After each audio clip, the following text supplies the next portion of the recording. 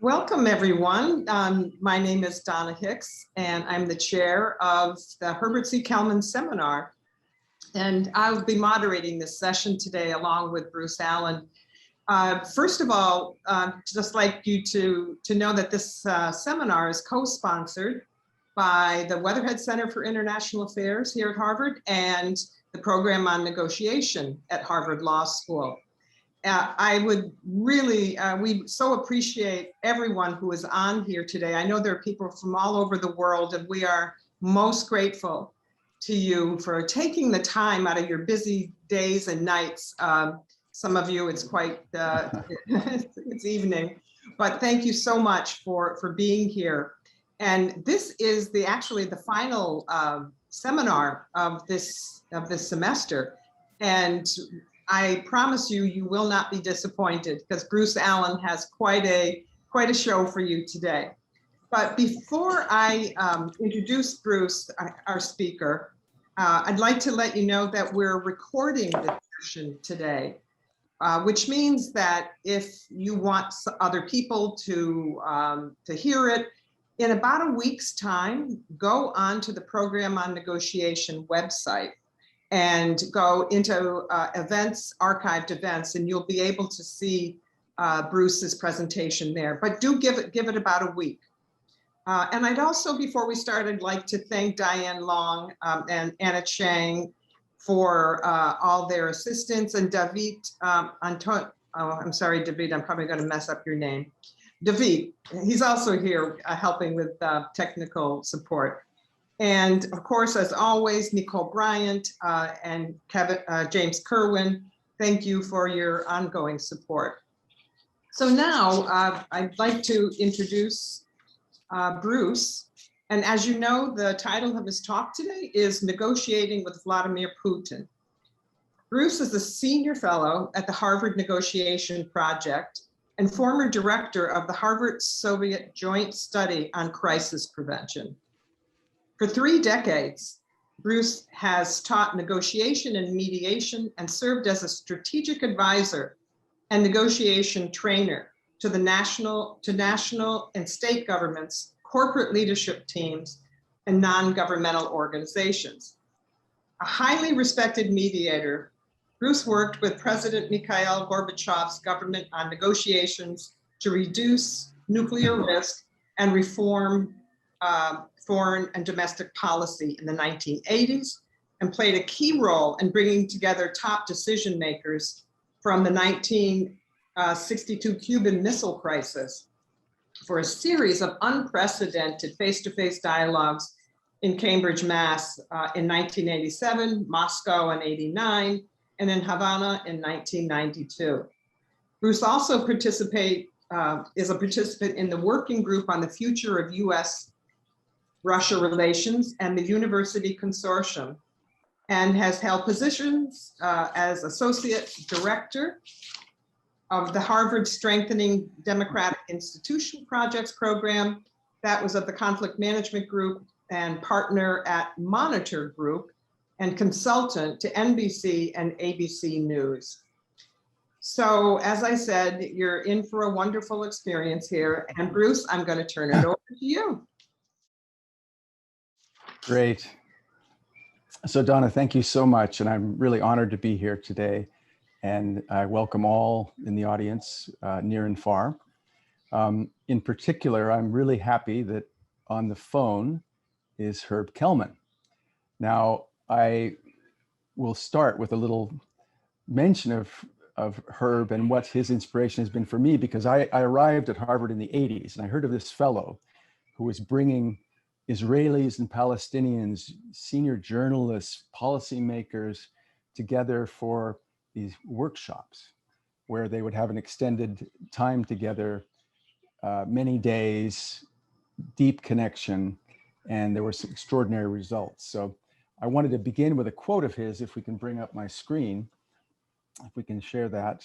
And Herb, it's just great to be with you. I'm honored again, the 3rd time I've had a Kelman seminar, and last time we were able to come together and have dinner afterwards. So in this case, It's very early morning where I am on the island of Kauai.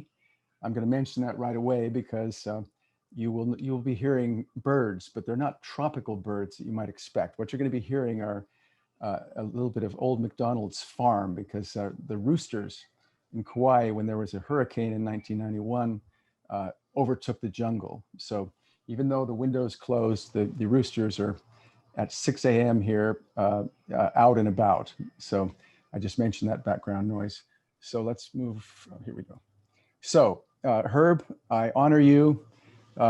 You have inspired me to always keep, not a strategy of naive optimism, as you say, but of strategic optimism, and to be aware of always looking for opportunities, for possibility, and a phrase I love, which is creating positive self-fulfilling prophecies.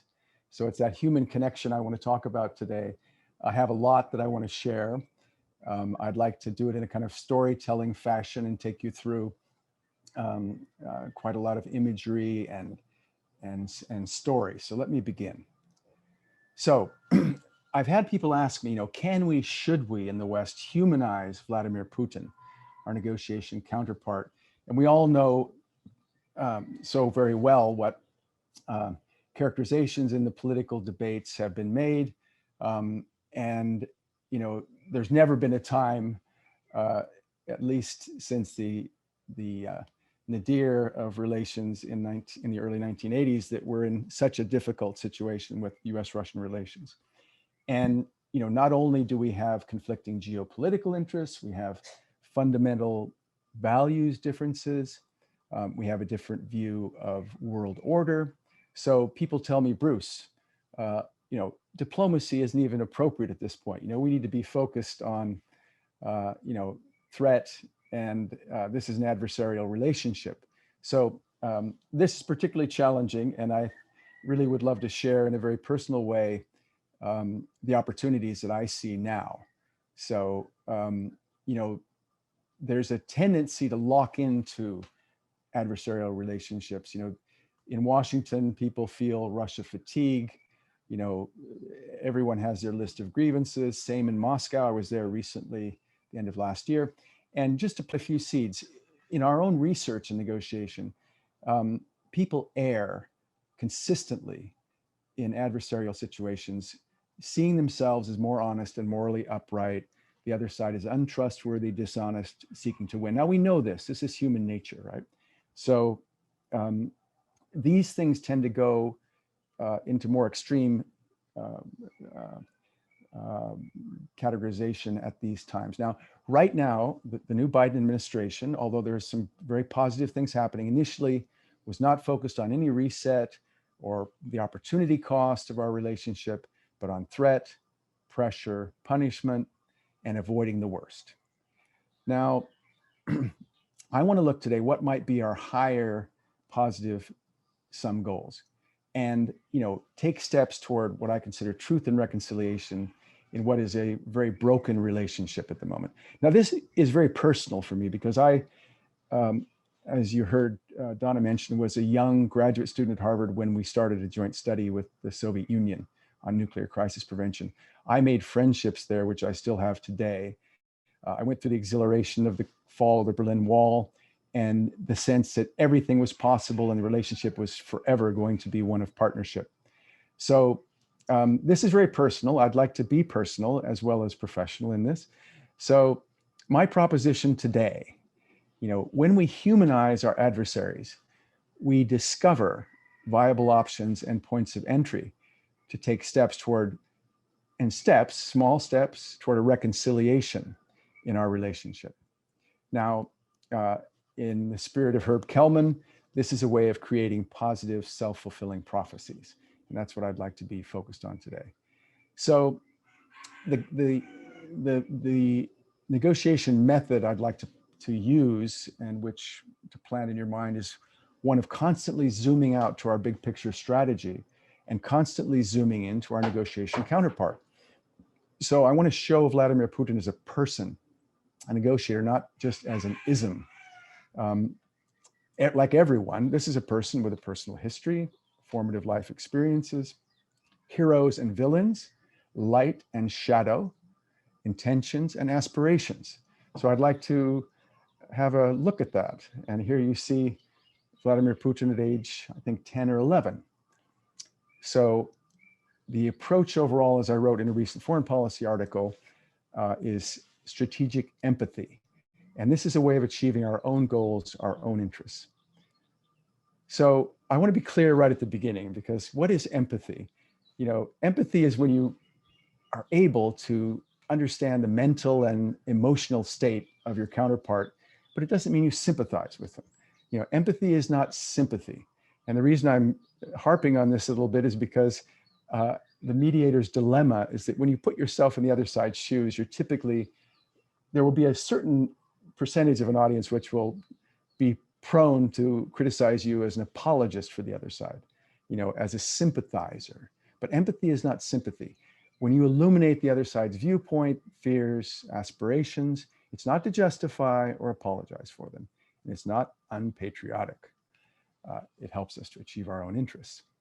So I recently, well, that's not recent, that's actually a couple of years ago, I got a kick out of the comments that came in to an article I wrote, because I wrote, we must think like Russians in order to realize our own interests in strategic arms control.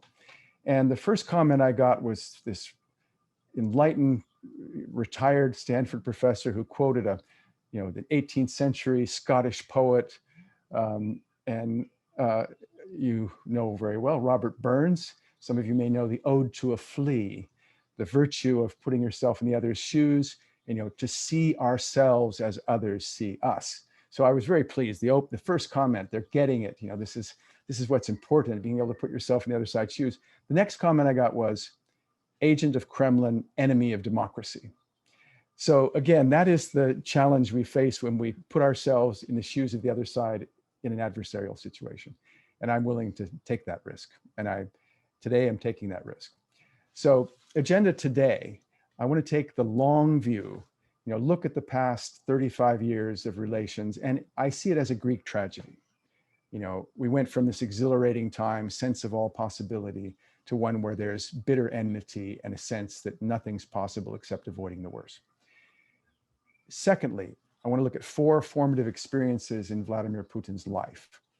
I've not had a chance to talk it over with him, but these are things that I think you'll find illuminating. I certainly do.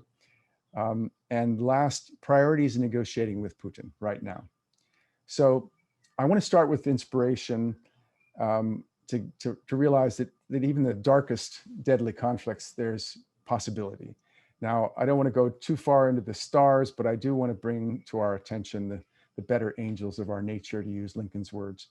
And look at this face. After 27 years in prison, Nelson Mandela emerged not hating the opponent, learning Afrikaans, engaging the adversary, when he could have justified,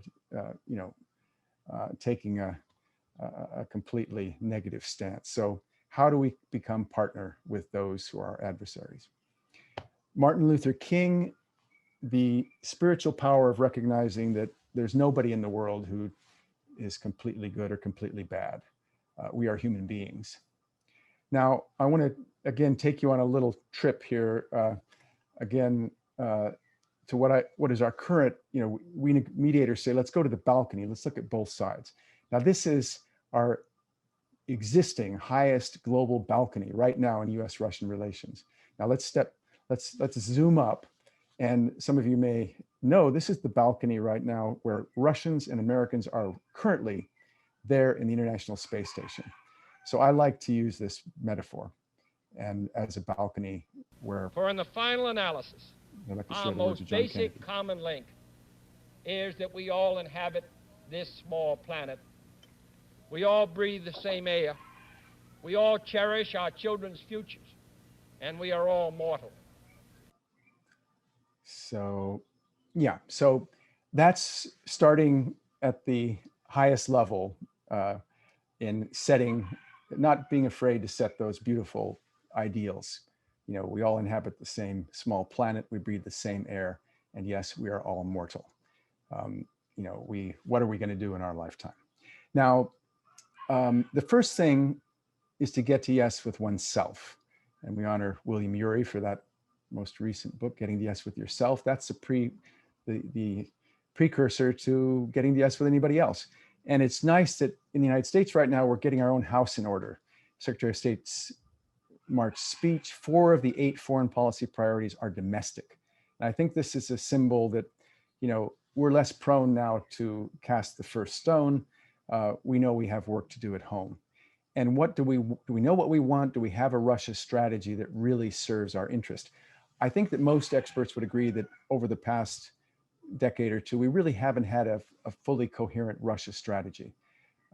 So that's the first thing. We need to know what we're after. Now, step 2, what we can do, we can take the long view. Now, Vladimir Putin did not appear out of nowhere.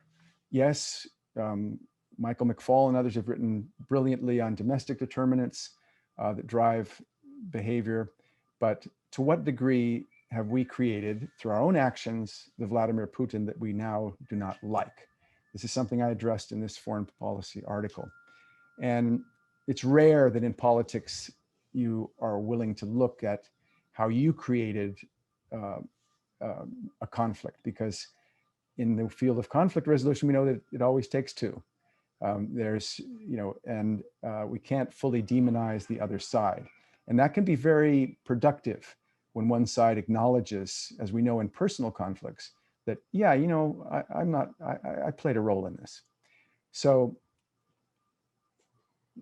we want to employ strategic empathy to achieve our own goals. Now, let's look at this long view in just a minute. I call it a cycle of offense and revenge worthy of a Greek tragedy in 7 acts. First act, Gorbachev-Reagan. Second act, Gorbachev and Bush. After the exhilarating fall of the wall, President Bush put US-Russian relations on a pause as Gorbachev was struggling with a failing economy and ultimately was replaced by Boris Yeltsin, again with the elder Bush, then President Clinton and Yeltsin for that. Where are we now? We're at the 4th act. 5th act, George W. Bush. 6th act, Mr. Barack Obama, and then Mr. Trump. Now, this is a cycle from the, as I've said, exhilaration to bitter enmity. Now, I'm going to only have time, I'm watching my clock here to raise a few points. So I was there for the fall of the wall. So this is very personal for me and the sense of possibilities I've said. Now, imagine a Sophocles or Aeschylus tragedy in 7 acts. What can we do with the 8th act? That's the question for us today. Now, we have to start, when the Russians typically look at the conflict, they go to the expansion of NATO. Most Americans right now go to Ukraine and Crimea. So each side, as we often see in conflict management, picks that point in history when they feel aggrieved and they see the other side as aggressive. So we have a fundamental difference about where the conflict began. Now, this is something that's been debated forever. There wasn't a promise to Gorbachev that we would not expand into NATO, into former client states of theirs, but there was what we can say assurances. And Mark Trachtenberg, for those who want to look at the scholarly record, has written most recently about it. We did not intend to mislead Russia. There was not, but bad faith and charges of breaking promises came later because the US shifted and started to think seriously about bringing Eastern Europeans into NATO. So a question at the time, what sort of policy should the US government have implemented at that time? Now, I consider that a great moment of possibility of Gorbachev had changed history, and I saw an opportunity that was lost. That's my personal view. We could have, Gorbachev dissolved the enemy Warsaw Pact. We could have recreated NATO, given it another name, reformulated it. That's my personal view. Many intelligent colleagues of mine disagree.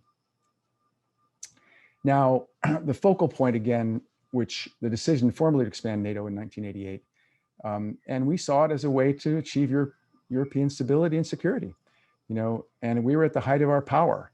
And what person, if you think about it, can resist when you have all the power, to shape your world the way you like it? So, and I want to make this point real quickly, but it's very important to me how, when we have an image of someone as extreme and hostile, you can trigger exactly that behavior. And that, in my view, is what happened with the expansion of NATO, because initially there were those who saw Russia as a power like the Soviet Union. There were old stereotypes, in my view. I didn't think Russia, the new Russia, was a threat. But those who wanted to eliminate Russia as a major strategic threat to the United States, used the expansion of NATO, feeling vindicated now that Russia's very belligerent. Now, they felt it was the right course of action to absorb Moscow's clients into NATO, while Russia was weak and disoriented after the Soviet collapse. So, and then having done that, self-fulfilling prophecy, they said at the outset, Russia is aggressive, and now Russia's aggressive behavior, they say, see, I told you so. They're aggressive. Now, it could have been very different. Had we seen Russia not as a threat, we could have had, in my view, skillful negotiation and realized our shared interests in a much more peaceful Europe with mutual security at the base. And that's what Gorbachev was after. Now, I put this on here. I can send some of this material to you later because it really helps to see. This is Clinton's very words written in the memoir by Strobe Talbot. He himself acknowledged, because Clinton was a, I feel your pain fellow. He recognized and said to his advisor, we're making it really hard for him. Now, Yeltsin was already, getting extremely upset with the way relations were going, and ultimately, said, look, you're treating us like Haiti, and we're not gonna accept that.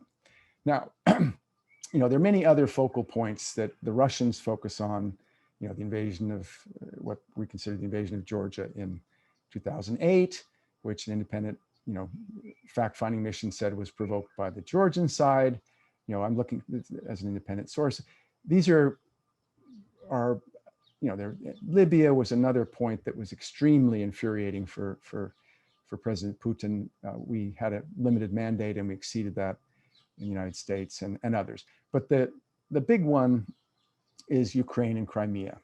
Now, why did Mikhail Gorbachev fully support the return of Crimea to Russia? I recently had a long visit with him. It's about 2 years ago now, and I'm pleased that he's still in decent health. He has that smile and that sunny outlook and that shine in his eyes that he always had. And, again, this helps Westerners who don't know the full history realize, well, why would this very, positive pro-Western Mr. Gorbachev support the return of Crimea to Russia? What do I need to learn? And it's historical. I won't rehearse it now, but Crimea was given to Ukraine inside the Soviet Union in 1954, and it really was an internal matter that didn't change anything. That's where Russia's main, Black Sea fleet is, and it's historically been a part of Russia. So it's a complicated matter. I don't want to risk the fury of those who think I'm not defending the independence and of Ukraine, but there's, I'll leave it at that point. There's more subtlety to it, and it's helpful to be aware of that. Gorbachev himself, like Yeltsin, and now, said to me, the U.S. is trying to push us out of geopolitics, and it's a bitter point for him, having, opened up the door for a wonderful cooperative relationship. He even makes the point that, pressing Putin too hard helps justify authoritarian measures.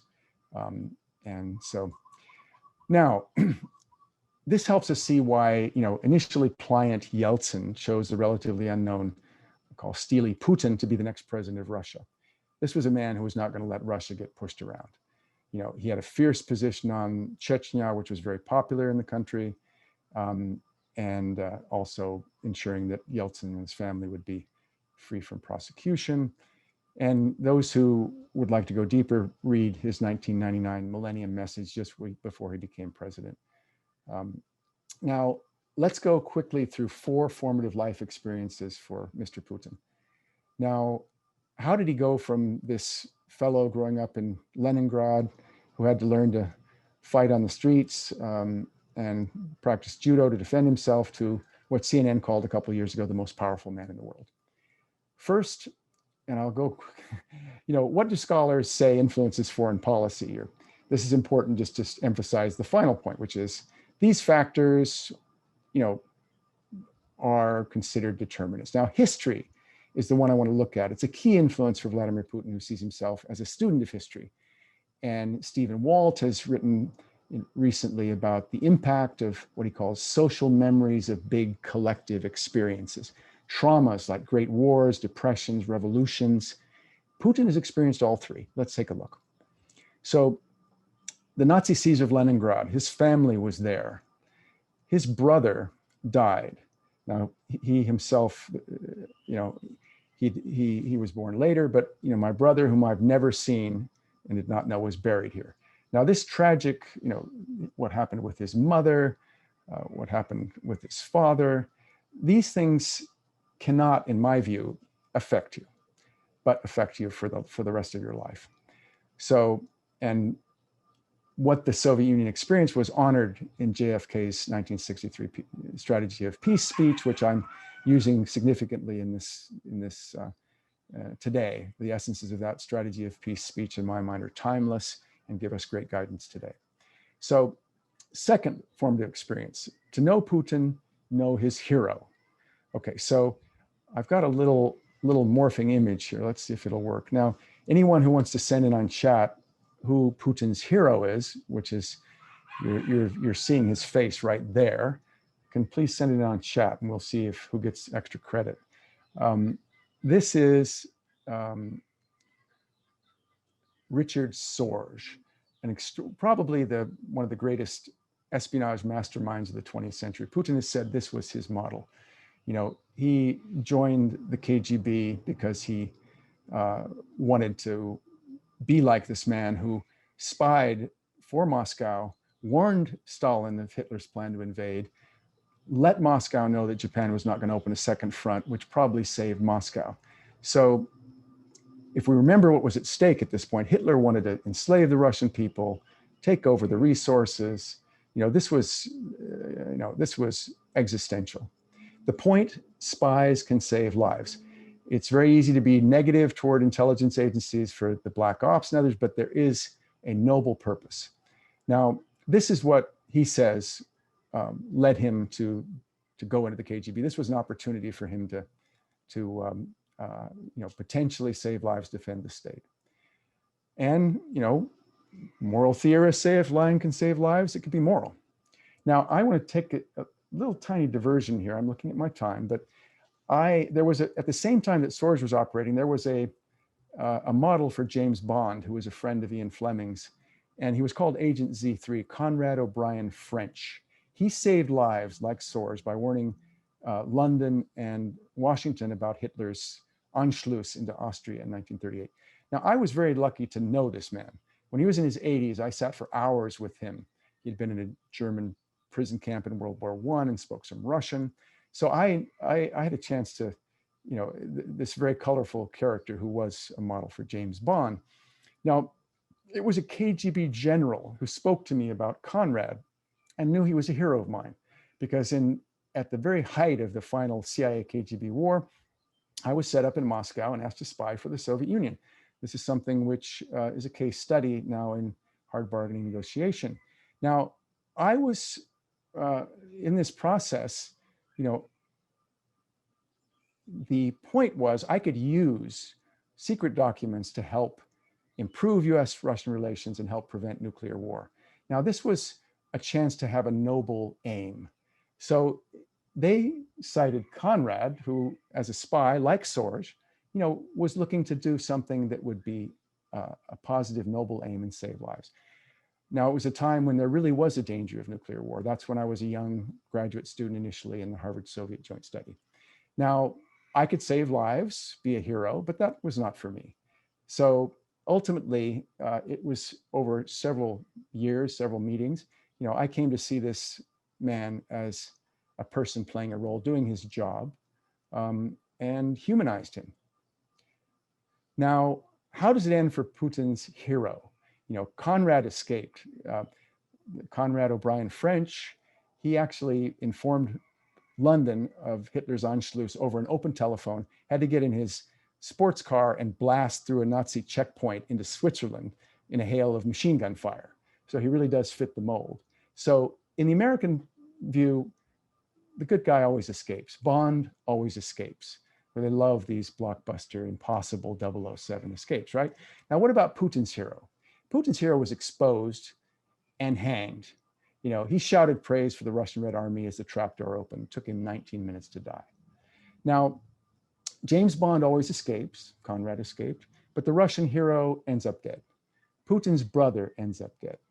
27 million Russians end up dead. These are very different historical experiences for our two countries. Now, it tells us something, and not to justify, but why Vladimir Putin is fierce in strengthening and protecting the border. And in the process, he's had to balance a range of networks and deal with opposition groups who, in all fairness, I stand with the values of many, and they are united primarily in their opposition to Putin. Now, we can come back to that later in conversation. So this trauma remains today, and many older Russians whom I know who watch state-controlled TV, they see NATO as encircling their country, not unlike happened in the past. Now, if we're really going to change Russian behavior, we have to change threat perception. And let me move to know Putin, his heroes, but also his villains. Looking at my time, good. So Putin's been very public about, how he detests traitors, those who betray the state. And if we got a little video here, just to... А вы умеете прощать? Да. If there's sound there. Okay, and the second. А что невозможно простить? Предательство. So, heroes and villains, light and shadow, we all have it. Now, in Russia, the state has always been primary. The individual is and must be subordinate to the state. If you read Fiona Hill and Clifford Gaddy's book, you'll see this point made brilliantly. So in times of threat, like in World War II, there's a call for someone with an iron will. And in that book, it's elaborated very well that by 1996, as things were collapsing in Russia, there was a whole range of people who wanted to resurrect the great Russian state. And Mr. Putin was a perfect one to lead that dimension. Now, a second formative experience, which links into what I've just said, was the trauma of the Soviet collapse. It was an economic collapse greater than the US Great Depression. Mr. Putin was designated by Mayor Sobchak to barter resources for food. That's when when I met him and sat a couple hours at the same table with him in Leningrad when he was an advisor to the pro-democracy Mayor Sobchak. And we don't have time to clear this up, but he never wanted to return to the Soviet Union. He did not support Soviet totalitarianism. What he says hurt, in his own words, was what the collapse did to the Russian population. Now, there are many other formative experiences, the US actions, and which Barack Obama in his recent memoir calls a list of slights. He said, when I first met with Putin, he harangued me with a list of slights like the invasion of Iraq, the expansion of NATO, and more. Now, in my view, these are not slights. These are real conflicts of interest and psychological realities from the Russian point of view. So there are domestic determinants, but we can't look at either those alone or the effect of our own actions. We have to look at that together. Now, I'm doing okay on timing. I'm going to be moving here, so let's just move along. So now, what can we do to negotiate with Vladimir Putin? What does he want? Now, when I was recently in Moscow at the end of last year, he made, you can't spoil a spoiled relationship. So it looked, yet at this point, the Russian side has offered Biden a reset. What are the summit prospects? How can we rebuild trust given our conflicts? Now, let me just briefly mention 6 priorities before we go to conversation. It remains, as it has for the last 60 years, avoid the great evil of nuclear war. And Mr. Putin is very happy to use threats. He's put the nuclear option on the table to scare and deter the West. Some of the terrifying Russian new missiles that have been on display in the media. We have extended New START. What else could be considered now? There are a range of things which we might talk about for those who are interested. Secondly, we need to have a clear US, Russia, China strategy. In recent years, we've had, confrontation on both sides, and we don't really want, that's really, I think most would agree, not serving interests. And I remember 4 years ago with one of my senior Russian colleagues, please don't make us turn to China. And that's effectively, it would take an hour to talk about the subtleties of Russia-China relationship now, but you're aware of joint military exercises. They're building a lunar station together, Russian, Chinese. So when you look up at night, you'll see them looking down. So what are moves we could make away from the negotiation table? The first thing we do is we need to strengthen our own position.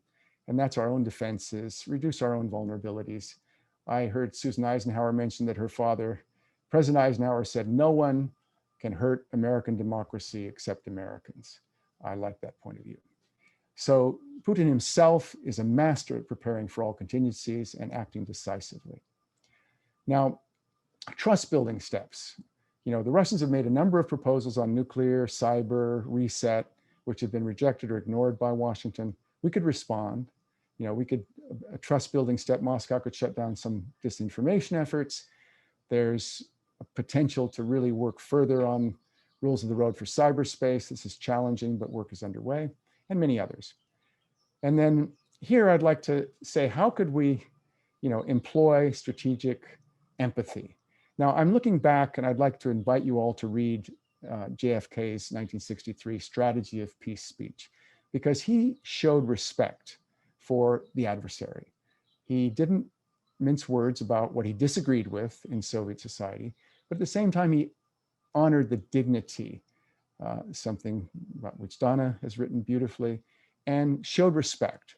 Now, if Biden or some senior American were to make, acknowledge what is worthy of respect, not, genuinely, if it's what has, because I've lived in both worlds, I spent 10 years in Moscow working with the Harvard Exchange. I can see from both sides.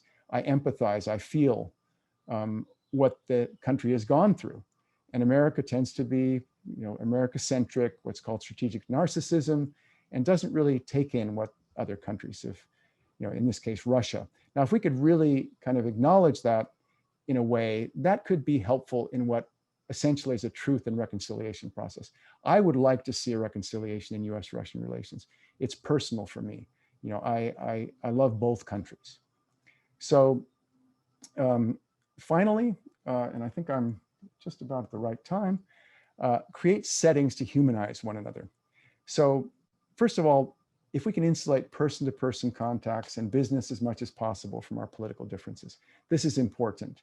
Person-to-person connection and the personal contact of Mr. Biden and Mr. Putin at a summit, and other levels of diplomatic and military to military contacts, very important. Now also, and this is something that is deeply important to me because I was fortunate to experience it in the 80s, get experts and officials, former and current, meeting off the record, and ideally in beautiful natural settings, even with family. Now this was something that we did with the Harvard-Soviet joint study in the 80s. And I would like to acknowledge to the far right, Dr. David Hamburg, who recently passed, who had the vision to bring together senior people on both sides, on the Soviet side and the American side, top experts, former officials, the former chairman of the Joint Chiefs of Staff, for off-the-record discussions. And he was bold enough to risk being called out for a boondoggle and having us meet in the Florida Keys on the beach. So you can see from the expressions on the face that we had a chance to see one another as human beings, as the delight as a child to bring, to cut through take off the ties and cut through the political formality of roles and touch one another. So I'll end with that and would love to have further conversation. We, gave presents for the grandchildren of one another. We recognized the generations. This is something that was done in the Camp David Accords in 1978 with Mr. Begin.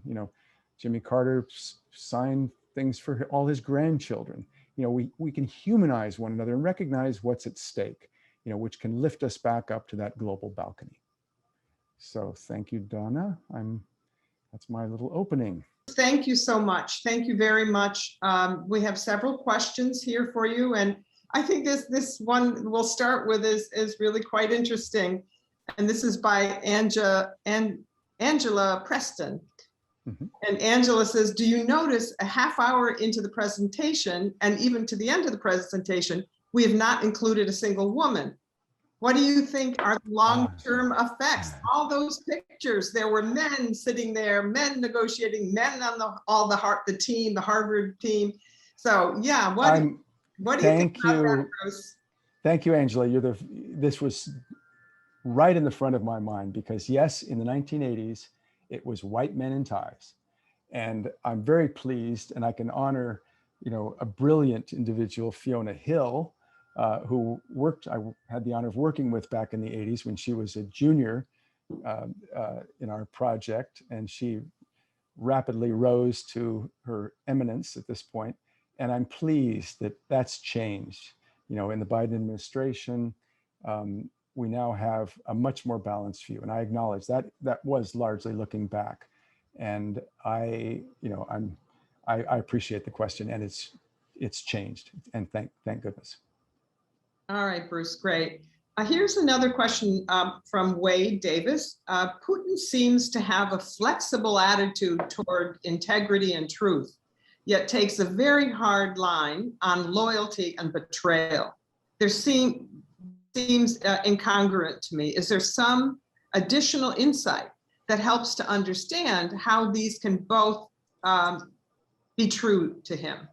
Excellent question. No, I appreciate that, because, again, explaining behavior by history and culture is not to justify. But I think if I first realized deeply when I read Fiona Hill's and Clifford's book is that, the primacy of the state, the state is everything. They know better. That's been the tradition in Tsarist times and certainly in Soviet times. So, the ability to overstep the protection of individuals for the larger purpose of defending the state when it feels under threat. This can lead to, the distortion that we see in state-controlled media. And so betrayal, again, light and shadow. I have admiration for Putin's strengths. He also has shadows. And it's clear the vengefulness, the sense of betrayal, it's understandable given what was at stake and what he felt about traitors in the past. So I think that begins to get to the question. Okay, thank you. Let's see here. Here's another one. This is from Jeremy Solomons. Jeremy wants to know, why was Trump so sycophantic to Putin? And how will this impact Russian-American relations over the long term? Yeah. So I will just simply offer explanations without taking a personal stand, because it's quite controversial. But many have pointed out that Mr. Trump certainly, right from the beginning in the campaign, was enamored with Mr. Putin for his praise. And it could be as simple as a narcissistic personality being immediately, as some of Trump's advisors have said, subject to manipulation because of their praise and their expressed esteem for that individual. So that could be a possible sufficient explanation. I won't go into, do the Russians have anything on Trump? Was there the many theories in this regard? I don't have information about that. Certainly, the fact that, he had many of his meetings without others present and, without his advisors, and those things raised serious concern about what was going on. And again, I have no personal knowledge or opinion further. All right, thank you, Bruce. Yeah. Our colleague Pamela Steiner has a question for you. Was there a conflict of U.S. interests vis-a-vis Russia, in that we wanted to promote democracy in Eastern Europe, yet get along better with Russia? Could the US have promoted democracy there without expanding NATO to include the Eastern European countries? Well, I personally think so. And this is, again, I don't want to be glib. It's a complex situation, but I certainly believe so. There were potential to, what's been done in many successful conflict resolution situations to demilitarize and not have former client states of Russia, militarized. And, as early as Yeltsin made a direct complaint to Clinton way back that, we can't accept Ukraine in NATO.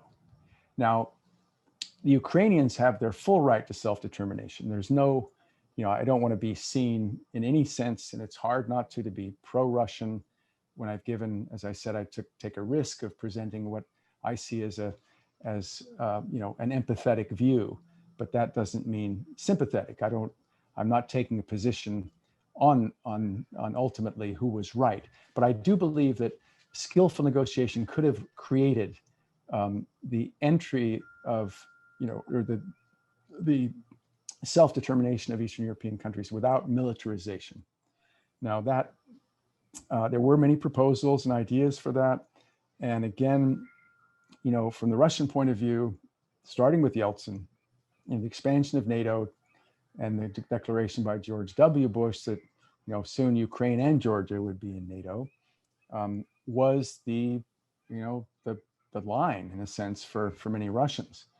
And we know the history, and it's how do you prioritize? I think Strobe Talbot has spoken to this. How do you prioritize the valid interests of states that had been overrun by Russia, had become satellite states after World War II, repressed? How do you balance their legitimate interests with those of a former empire? And that's. But I would say yes, there could have been a different outcome. And even today, if we look at opportunities, how to deal with the situation, the very difficult situation in Ukraine, I believe there are ways to negotiate demilitarization, and it doesn't have to be a client state of either side. That's the challenge. Okay, Bruce, thank you. This is a question from Adrika Nair.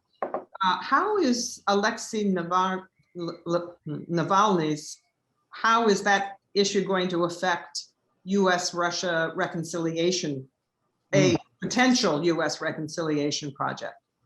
Yeah, well, I, again, without taking a position, have great respect for the valid rights and interests and values put forth by Alexei Navalny.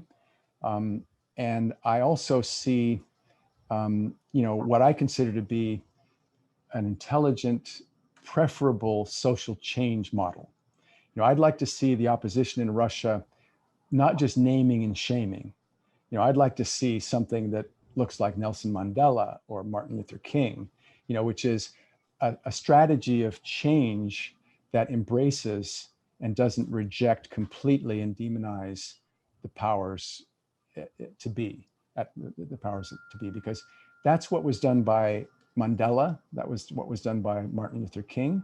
The rejection and vilification, naming and shaming alone, is not a strategy for change that works very well. And I've seen it in the Middle East, very bold, valiant individuals who stand up against repression, authoritarianism, are often swept away. Now, I honor all the values, and I simply say, let's look at what is an effective strategy of change. How can we work together? I'd love to see the opposition working together with Mr. Putin, working together to build a Russia. And that's where, they claim outside interference isn't helpful. Many consider Mr. Navalny to be, doing the bidding of the West. And, so I respect, honor him. And the only thing I would say is, how can the opposition, because is he really in position to govern Russia? Mr. Putin's job with this large country that's gone through turmoil, which I saw in the 90s when I was there, looking for a new national idea, trying to bring together this country that had gone through such trauma.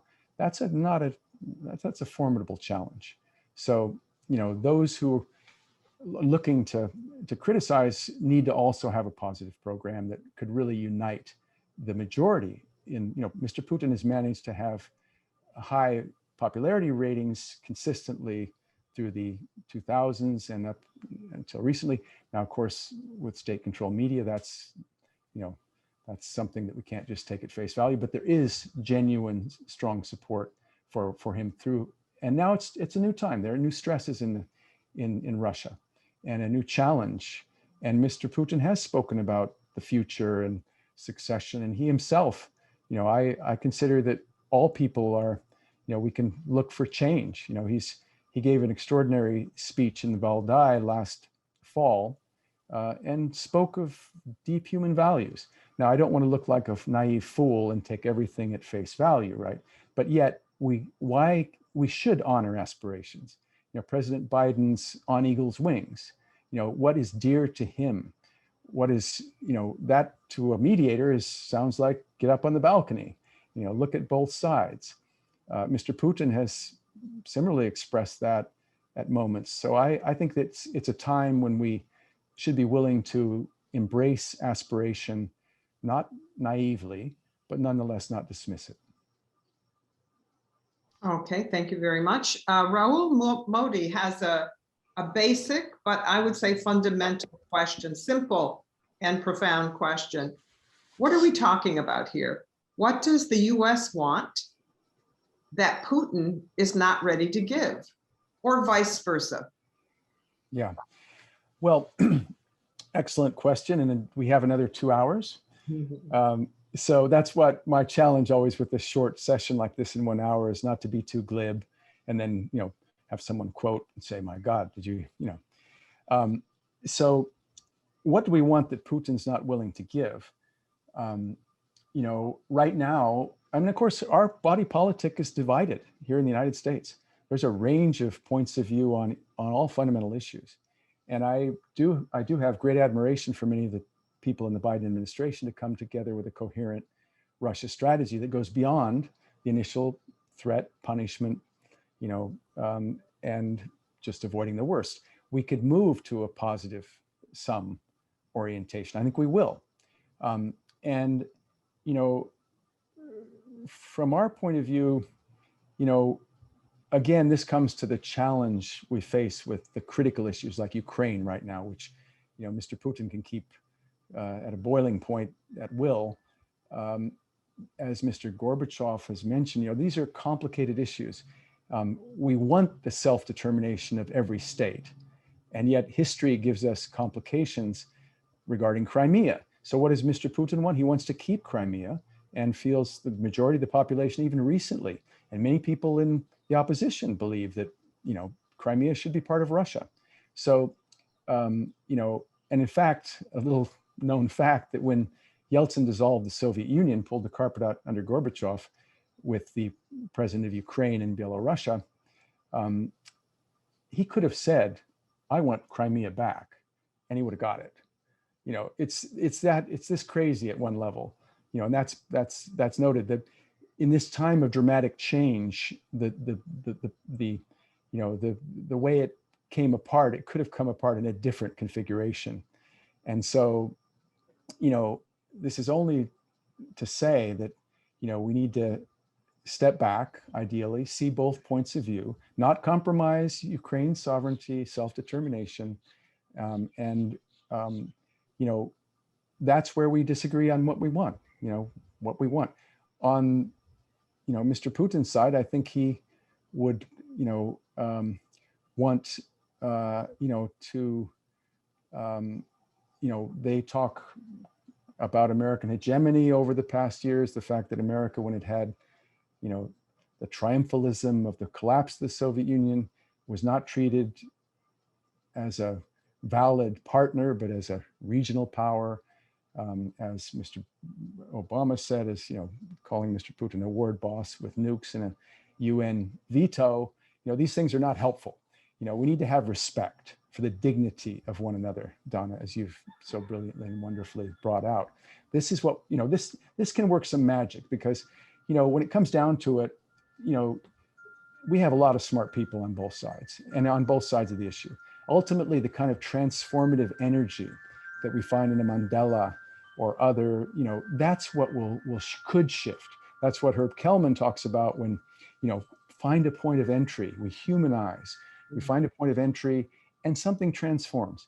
In my own relationships in the 80s, I saw individuals transform.